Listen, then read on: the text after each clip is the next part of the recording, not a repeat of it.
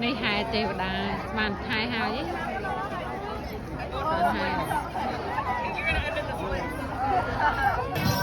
Okay, you're gonna give them the money, okay? They say then it's for bad thing go away from your house. Hold your money out.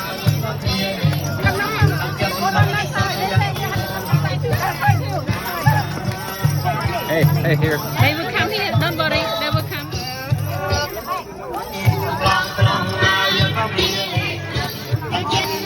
Go put the money in.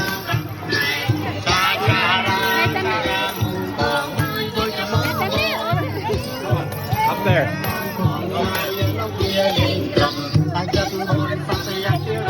Put in there now.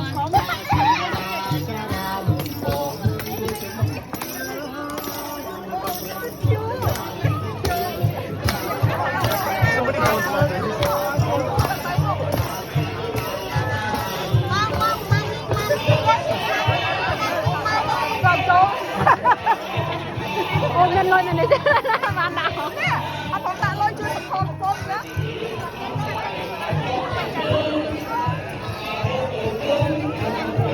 nó đây nhưng mà cắt nó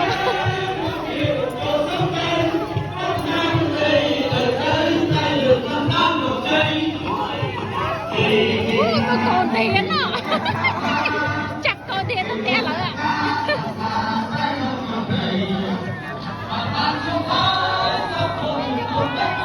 chắc con thiền ơi anh ấy see baby Ami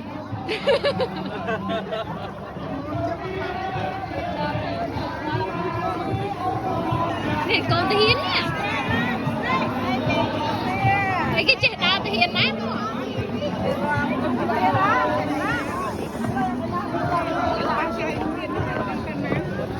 bọt trôi trắng ma đi mau ngờ kia chọn nó hay đi miền tây đá cho hai tây đá cho hai đi cái lệch bằng cồn cho trắng cái mai sờ bài đi cái miền bằng cồn để cái sai tây cho cái rùa mày thằng ba lư à